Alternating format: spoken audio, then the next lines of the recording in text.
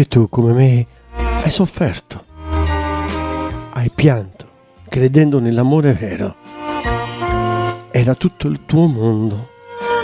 I suoi occhi erano il tuo cielo.